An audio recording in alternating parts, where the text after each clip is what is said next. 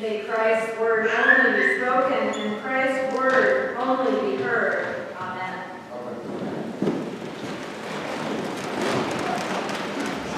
Good morning, and a blessed Advent season to you all as it starts today. This is the season of impending darkness, isn't it? I wonder if you remember the first time when you found yourselves out in the middle of the night, maybe as a teenager. For me, it was my very first summer party. I was in 7th grade, and I remember a gaggle of us girls were at a friend's apartment, and we were in our sleeping bags, reading teen magazines, eating all kinds of forbidden foods. And after apparently no parents were in sight, we snuck out in the wee hours, and we went outside into the darkness. And I thought, oh my gosh, what's going to happen? No parents are around, no adults. And we wandered into a supermarket shopping center parking lot. And we got out in shopping carts and started pushing each other and giggling and laughing all over the parking lot. And I thought, oh my gosh, this is so crazy. And then we went over to the middle school, which was next door, and we got out chalk. We started writing our names in huge letters, and who loves whom, and all kinds of silly things on the walls. And no one seemed to care or pay any attention. So that was the first foray out into the night. The next morning, I was very tired, as you can imagine. I went home, and my mother said, it's time to go to church. And I said, what? Do I have to go to church? And she says, you don't have to go to church. You get to go to church. And I didn't know what she meant back then, but of course she was right. We get to be here in church. This is a huge privilege for each of us, for all of us. You know, it can take a long time to realize how meaningless activities are out in the dark of night when we are purposeless and the slumber party sort of pursuits, to be out in the dark and do anything you want, but you really don't know what to do. So you make a lot of noise. And I think paramedics and nurses, those who work the night shifts, the cops, the firefighters, they do know this. They know how precious that warm, safe bed is with a good night's sleep. Those are really gifts, aren't they? But it takes a lot of seeking after excitement, repeating itself over and over again in life before we may realize what gifts those are. You repeat the kind of seeking in the wrong places with the wrong friends until somehow you reach your limit. And often we have to get hurt or we have to lose something precious before we realize that all we ever really wanted was to be right back home at that cozy heart. And if you're lucky enough with someone who cares about you and loves you. Well, church for me, and I bet for a lot of you, is that place where you discover, I am loved, God loves me. What a joy to figure that out. A place where a community gathers and shares this joy.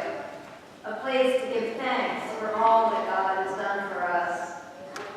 And Thanksgiving was a day, wasn't it, just to stop from the world of life and be thankful just for a day. Out of that place of thanksgiving that God calls us to give back, to give out of this great sense of thankfulness, all that God has done for us. We get to give to others. Nothing makes us feel happier than giving. You know, Mother Teresa once told the story of the time she came down with a terrible fever. And there she was in her deliriums, and she had a vision that it was time for her to go up and meet St. Peter at the gates of heaven and surrender this life to earth. Well, she got up there, and she was ready to pass through the gates, but St. Peter said, stop. I refuse you entry into the high vault of heaven. And Mother Teresa said, why? Haven't I done enough?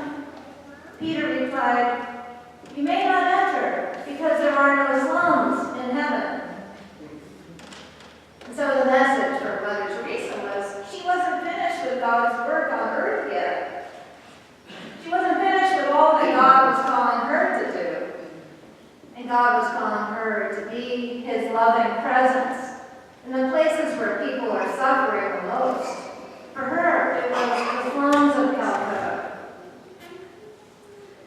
Well, on this first Sunday of Advent, in the beginning of a new church year, we could feel sentimental about the season. I mean, don't you love lessons and carols? I sure do. Even song and candlelight, making an Advent wreath, which we're going to do after this service.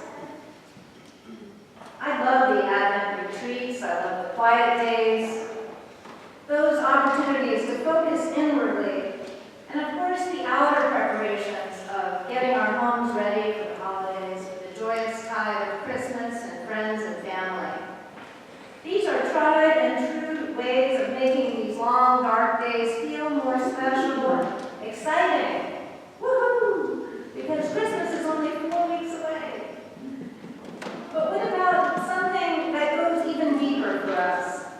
As much as we may look forward to these symbols of the season, we can't ignore that deep longing within that is also part of these 4 weeks. Because it's also about facing the end of time. And who can explain the despair of nothingness that we often feel?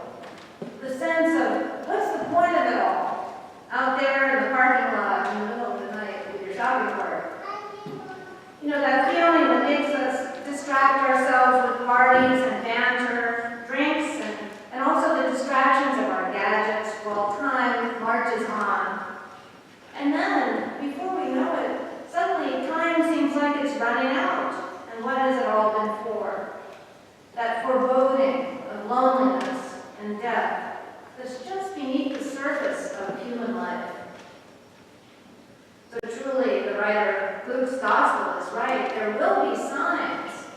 Signs in the sun and the moon and the stars, and on the earth distress. And certainly we see that in the current events around the world.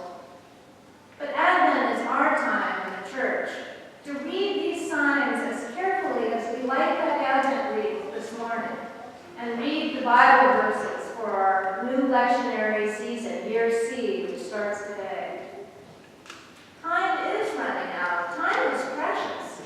And that's the message of Advent, and why the waiting is so painful. Advent always contains within it that sense of fear and foreboding. Because who hasn't waited for a new baby to be born without that sense of fear and foreboding, some anxiety? And Advent is the end of the last trimester of Mary's gestation, this new baby. God's church waits every year for this baby to be born, the Lord of all, with both fear and foreboding. For we know in our hearts that with the coming of the Christ child, we have work to do. There are threats to meet and dreams to make real. Because Advent is waiting for the future that is not yet. And what are we called to do to make real God's future? With Paris still recovering from attacks on November 13th and now bracing for the UN Climate Change Conference starting tomorrow.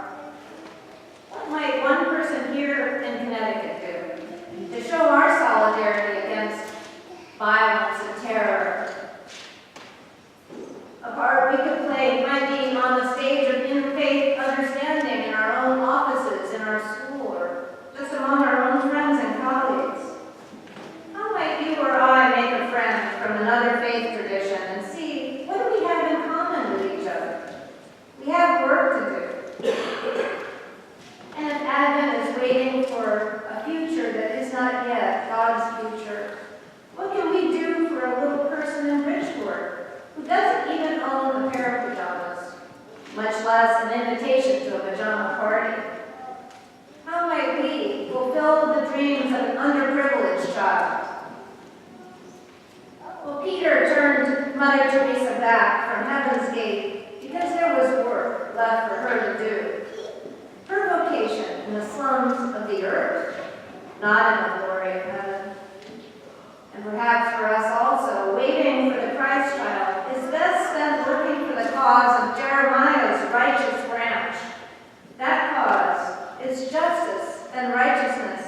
the land.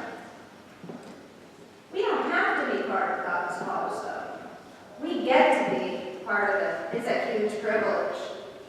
In Jesus of crib and cross, the one who gives up so much for the other, God comes to be with us and for us in the world which we taste and see here and now. Jesus is the